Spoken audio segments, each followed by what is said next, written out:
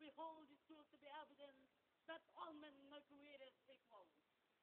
I have a dream that that on the red hills of Georgia, the son of the former slave, the son of the former slave owner, will be able to sit down together to the table of brotherhood.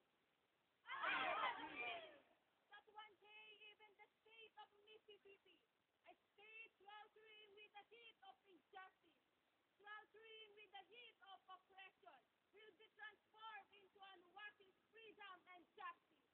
I have a dream that my four little children will one day live in a nation, that they will not judge by the color of their skin, but by the content of their character. I have a dream today. I have a dream in house and about the basic principles and the living structure of the governor. With the join us a little representation and the people has to join us with the little girl and the little back boy and the little back boy. With the others, with the brothers and sisters. I have a dream today. I have a dream that one day every valley shall be exalted, and every hill and mountain shall be made low.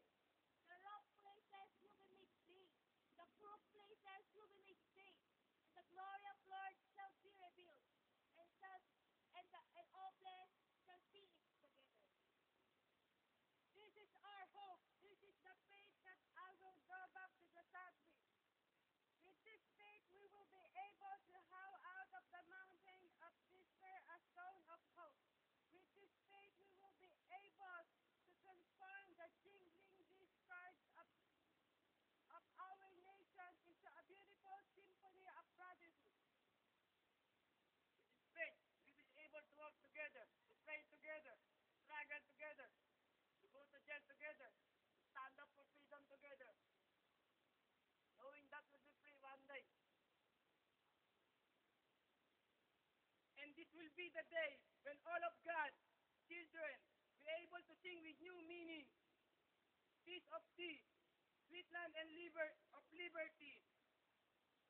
Of thee I sing, land where my fathers died, land of the pilgrims' bride. From every mountainside,